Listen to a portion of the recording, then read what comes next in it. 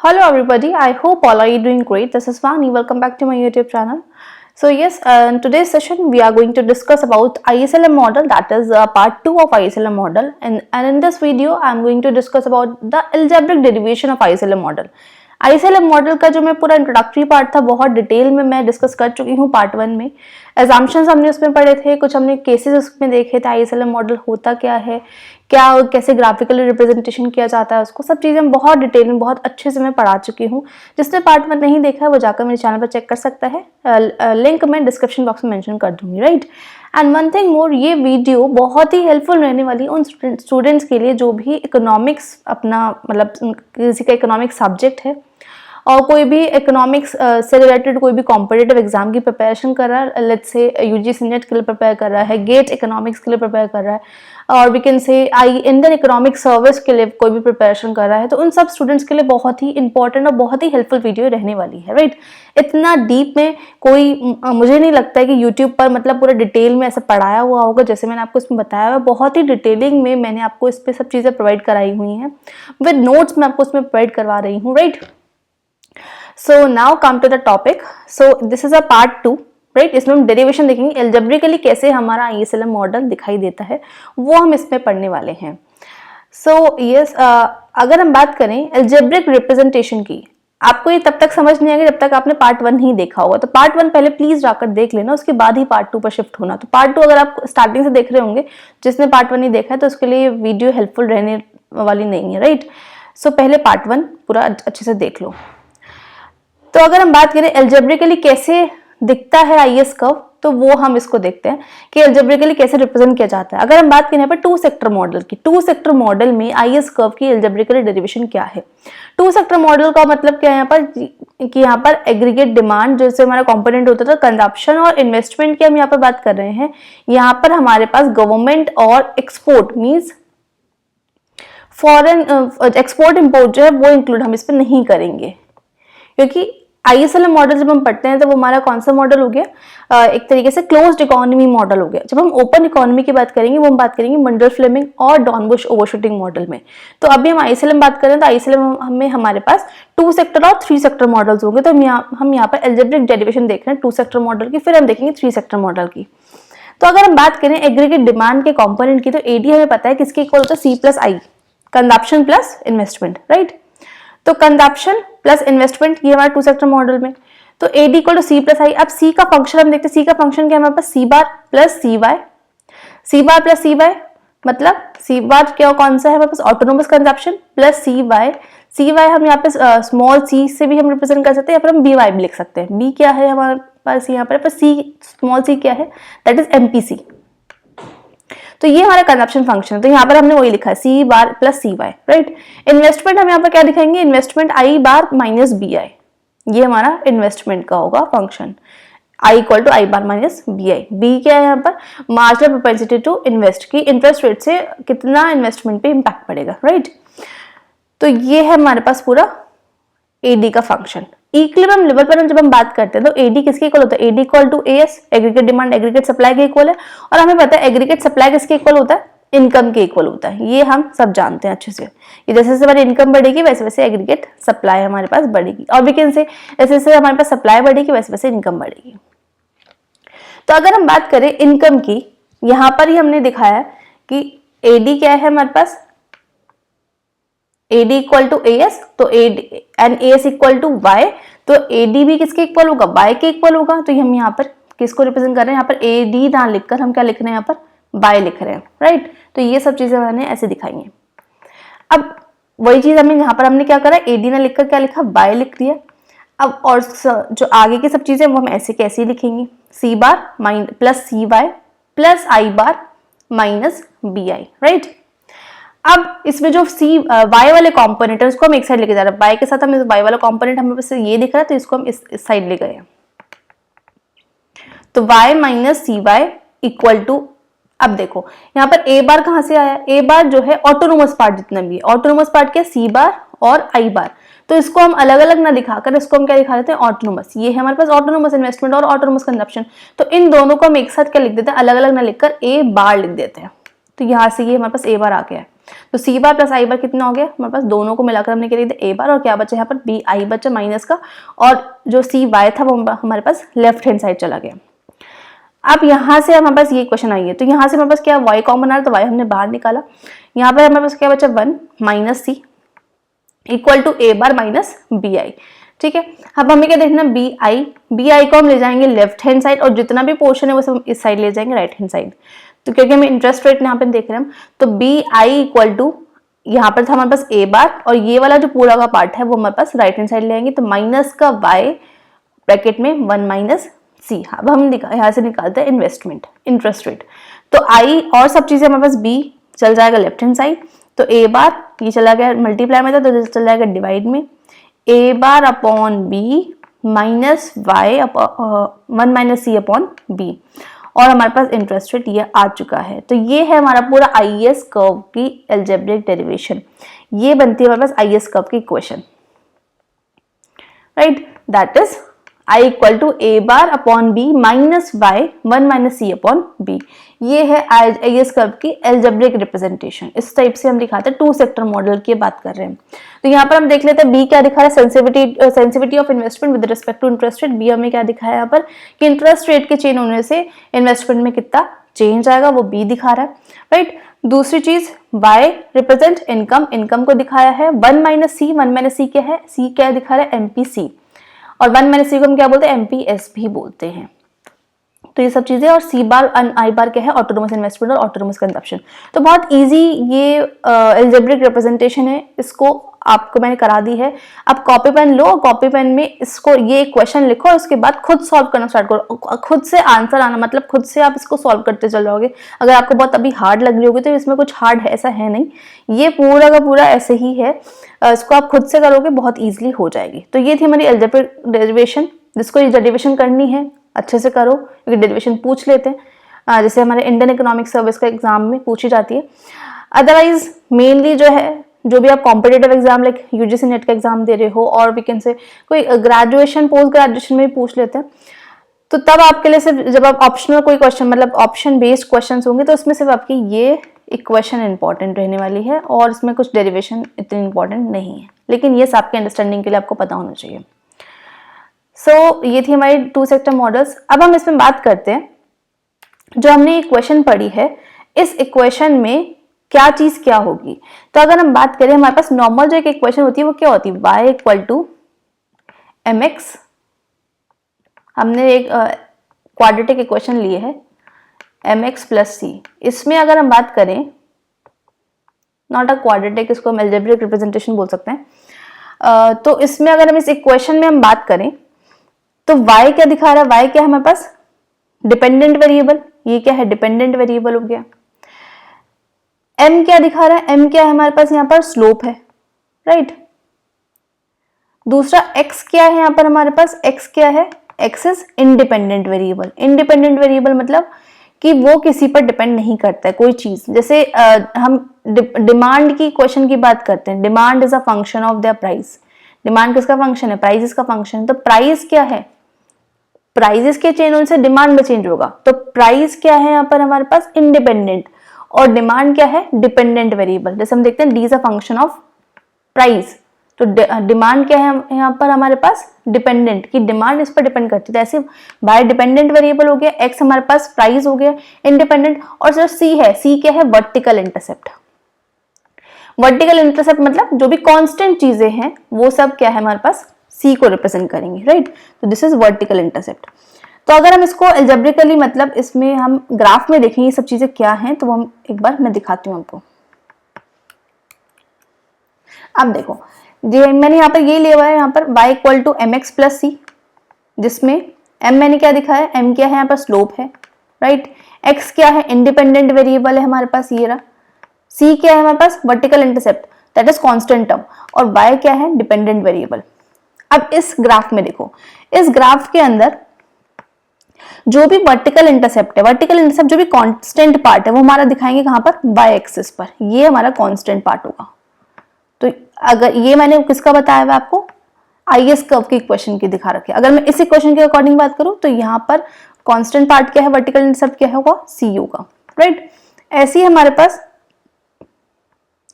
जो भी स्लोप है, स्लोप इस इक्वेशन के अकॉर्डिंग स्लोप क्या है x, तो ये जो इसका जो स्लोप बनेगा ये जो स्लोप है ये क्या है हमारे पास x है। डिपेंडेंट वेरिएबल हमारे पास कहाँ आएगा, नीचे आ जाएगा y, और इंडिपेंडेंट हमारे पास यहां पर आ गया, राइट। तो ये इस तरीके से हम इसको दिखाएंगे पूरा। अब अगर हम बात करें आईएस कर्व की इक्वेशन के अकॉर्डिंग हम देखें तो आईएस कर्व की इक्वेशन हमारी कुछ ऐसी थी, जिसको मैंने इस टाइप से लिखा हुआ है, I equal to c bar plus I bar upon b, right, ऐसी ही थी, minus by 1 minus C upon b, इस टाइप से थी हमारे पास इक्वेशन। अब अगर हम इसमें बात करें, इसमें कौन सी डिपेंडेंट होगी, कौन सा इंडिपेंडेंट टर्म है, कौन सा हमारे पास स्लोप है, और कौन सा हमारे पास क्या बोलते हैं वर्टिकल इंटरसेप्ट है। तो अगर हम बात करें पहले किसकी, डिपेंडेंट टर्म कौन सी होगी, I, this is a dependent term. ये पूरा हमारे पास क्या पार्ट है, ऑटोनोमस पार्ट है, क्योंकि सी bar plus I bar upon B है, तो that is autonomous part. Autonomous part को ही हम क्या बोलते हैं यहाँ पर, वर्टिकल इंटरसेप्ट। अभी वर्टिकल इंटरसेप्ट कहाँ जाएगा हमारे पास, एक वाई एक्सिस पर, तो ये पूरा क्या है हमारे पास c bar plus I bar upon b, that is vertical intercept, right. यहाँ पर हमारे पास वाई क्या है, इंडिपेंडेंट वेरिएबल है, और यहाँ पर दूसरी चीज क्या है, 1 माइनस सी अपॉन बी, ये पूरा पार्ट क्या है हमारे पास, स्लोप। स्लोप हम कहाँ दिखाएंगे, स्लोप हमारे पास ये जो स्लोप हमारे पास बन रहा है पूरा कर्व का, जो भी स्लोप होता है टेन थीटा, दैट इज, तो ये क्या है हमारे पास स्लोप 1 माइनस सी अपॉन माइनस का 1 माइनस सी अपॉन पी। तो ये इस तरीके से हम इसको ग्राफ पर दिखाया है इस इक्वेशन को कि कौन सी चीज क्या होती है। अब ये चीज इंपॉर्टेंट क्यों है कि हम इसमें ये चीज पढ़ क्यों रहे हैं, ये चीज इसलिए इंपॉर्टेंट है क्योंकि इससे से हमें पता चलेगा कि आईएस कर्व में शिफ्टिंग कब होती है और आईएस कर्व में रोटेशन कब होता है। रोटेशन इन द सेंस कि स्लोप कब स्टीप होगा, कब स्लोप फ्लैट होगा, इससे क्वेश्चंस आते हैं आपके पास कि when IS curve is steep slope, कब आईएस कर्व फ्लैट स्लोप होगा। तो वो आपको बता देंगे कि जब ऑटोनोमस पार्ट या फिर ऑटोनोमस पार्ट में बोलते हैं कंजप्शन जब बढ़ रहा है तब क्या होगा, आईएस कर्व शिफ्ट होगा, डाउनवर्ड शिफ्ट होगा कि राइटवर्ड शिफ्ट होगा। इन्वेस्टमेंट जब बढ़ेगा तब कैसा होगा। अगर हम बात करें स्लोप की, स्लोप 1 माइनस सी, अगर ये है हमारे पास 1 माइनस सी अपॉन बी, अगर 1 माइनस सी बढ़ रहा है तो स्लोप फ्लैट होगा कि स्टीप होगा, तो वो सब चीजें आपको पता होनी चाहिए। तो हमें पहले पता चलेगा कि स्लोप क्या होता है। अब हम देखते हैं इसकी शिफ्टिंग और रोटेशन, बहुत ईजी टॉपिक है, बहुत हार्ड नहीं है ये, राइट। तो अब हम इसको देखते हैं कि पहले हम देख लेते हैं, अभी तक हमने देखा 2 सेक्टर मॉडल का अलजेब्रिक डेरिवेशन कैसा होता था आईएस कर्व का।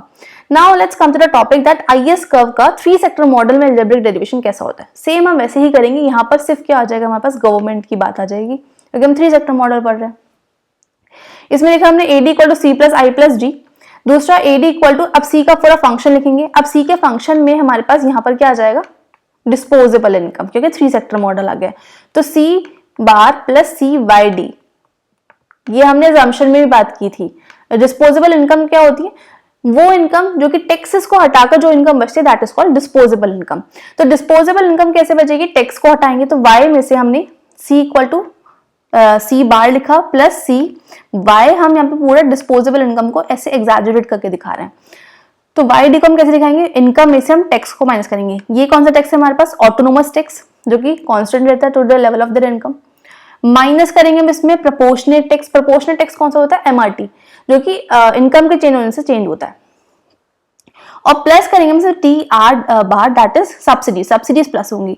तो हमने क्या किया है, इनकम में से टैक्सेस को माइनस किया। अब टैक्सेस में 2 टाइप के टैक्स हो गए हमारे पास, एक तो ऑटोनोमस टैक्स को माइनस करेंगे, प्रोपोर्शनल टैक्स को माइनस करेंगे, और प्लस करेंगे सब्सिडीज को हम प्लस करते हैं। तो ये पूरा हमारा डिस्पोजेबल इनकम है बाय डी, इसको मैंने एग्जैजरेट करके लिखा है, तो कंफ्यूज मत होना। दूसरा हमने यहाँ पे आई को क्या लिखा, आई बार का जो फंक्शन था इन्वेस्टमेंट का, तो आई बार माइनस बी आई, वो हमने लिखा। और गवर्नमेंट क्या है हमारे पास, जी बार, दैट इज ऑटोनोमस पार्ट है गवर्नमेंट का। तो ये हमने इस टाइप से दिखाया है पूरा। सेम वही चीज है इसमें, इक्विलिब्रियम लेवल पर अगर हम बात करें तो एडी एस के इक्वल होता है और एएस हमारा वाई के इक्वल होता है। तो हम यहाँ पर एडी की जगह क्या लिख रहे हैं, वाई को लिख रहे हैं, राइट। अब हमने क्या किया है, इसमें सी की सबसे मल्टीप्लाई कर दिए सेकेंड इक्वेशन में, तो c bar plus c into y, c y minus c into t a, तो हमने क्या किया, सी टी ए, सी की मल्टीप्लाई करी इस वाली की टी वाई में, तो माइनस सी टी वाई, सी की मल्टीप्लाई हमने करी टी आर में, तो आगे हमारे पास प्लस का सी टी आर बार।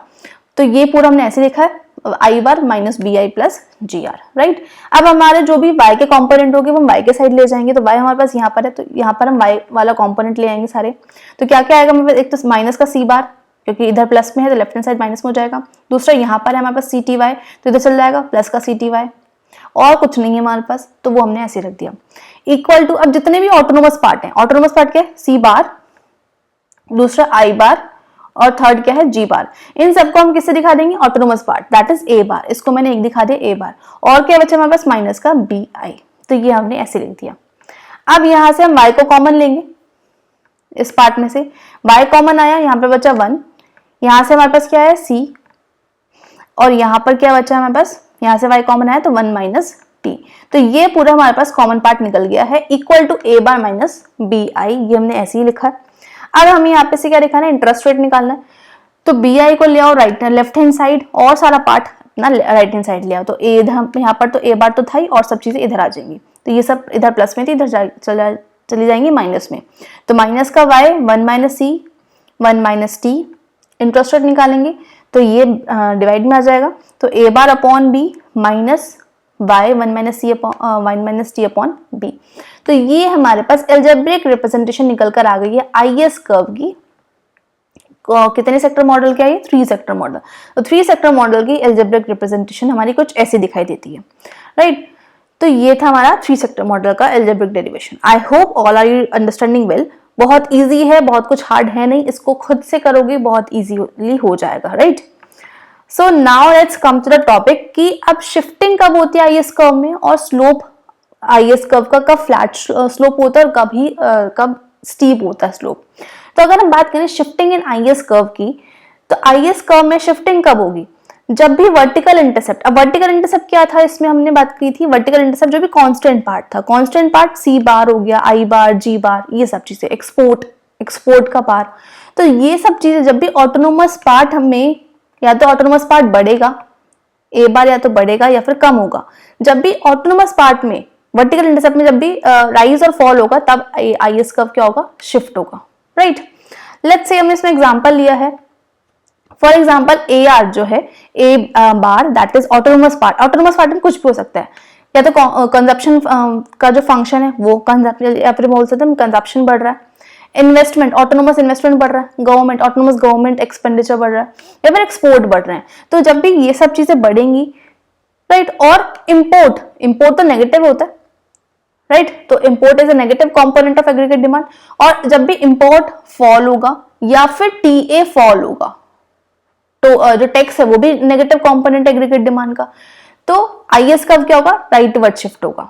तो हमने क्या देखा, ऑटोनोमस पार्ट में सी बार, आई बार, जी बार और एक्स बार, जब भी ये सब चीजें बढ़ेंगी, क्योंकि ये पॉजिटिव कंपोनेंट है एग्रीगेट डिमांड के, और इंपोर्ट नेगेटिव है, इंपोर्ट कम होंगे और टैक्सेस कम होंगे, तब आईएस कर्व राइटवर्ड शिफ्ट होता है।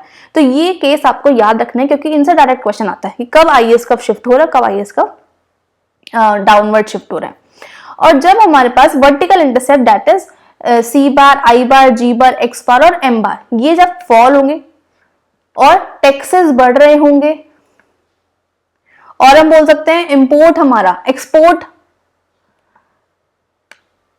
इंपोर्ट बढ़ रहा होगा और टैक्सेस बढ़ रहे होंगे, और ये सारे कंपोनेंट फॉल हो रहे होंगे, तो उस टाइम पे आईएस कर्व जो है वो डाउनवर्ड शिफ्ट करेगा, राइट।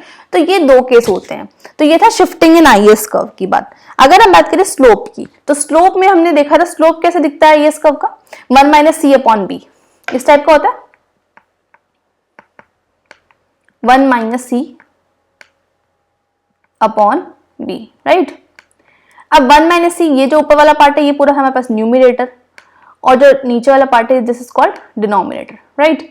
जब भी 1 माइनस सी बढ़ेगा, जब भी 1 माइनस सी न्यूमिनेटर जब भी बढ़ता है, आईएस कर्व स्टीप होता है। स्टीप आईएस कर्व कैसे दिखा देता है, सपोज हमारे पास ये नॉर्मल आईएस कर्व है, और स्टीप आईएस कर्व हमारा थोड़ा कैसा होगा, हम दिखा सकते हैं इसमें, स्टीप कुछ इस टाइप से होगा, राइट। तो जब भी 1 माइनस सी ऊपर न्यूमिनेटर बढ़ेगा तो आईएस कर्व हमें स्टीप स्लोप दिखेगा, स्टीप होगा स्लोप। और जब भी बी बढ़ेगा, बी मतलब डिनोमिनेटर, जो हमारे पास एमपीसी था ये वाला, तो डिनोमिनेटर बढ़ रहा है तो कर्व कैसा होगा, फ्लैट होगा। तो ये दो केस होते हैं, 1 माइनस सी बढ़ेगा तो कर्व स्टीप होगा, बी बढ़ेगा तो क्या होगा, कर्व फ्लैट होगा। तो ये स्लोपिंग के केस है कि कब फ्लैट होगा कब स्टीप होगा, ये चीज इंपॉर्टेंट है, इससे क्वेश्चन बनते हैं, राइट। तो ये पूरा हमारा आईएएस कर्व का कॉन्सेप्ट कंप्लीट हो चुका है आज। इसमें अब हमारे पास एक एलएम पार्ट रहता है। एलएम पार्ट हम नेक्स्ट मैं सेशन लेकर आऊंगी जिसमें पूरा डिस्कस करेंगे एलएम पार्ट कैसा होता है, क्या इसकी अलजेब्रिक रिप्रेजेंटेशन है, ग्राफिकली कैसे दिखाई देता है, राइट। उस पर भी हम इसका स्लोप देखेंगे। सो बहुत ही इंटरेस्टिंग सेशन ये रहने वाला है। जिसने अभी तक चैनल सब्सक्राइब नहीं किया है वो प्लीज जाकर चैनल सब्सक्राइब कर लो। एंड वन थिंग मोर, आप मेरे टेलीग्राम चैनल भी ज्वाइन कर सकते हो जिसमें मैं बहुत इंफॉर्मेटिव वीडियोस भी अपलोड करती हूँ, साथ ही साथ मैं उसमें आपको और भी इंफॉर्मेटिव अपडेट्स देती रहूंगी अबाउट देयर कोर्स, मतलब about their exams related, right. Notes पे उसमें प्रोवाइड करा दूंगी आपको। So do join fast and उसका लिंक भी मैं डिस्क्रिप्शन बॉक्स में मेंशन कर दूंगी। So thanks for watching and don't forget to like and subscribe my channel. So bye bye, see in the next video.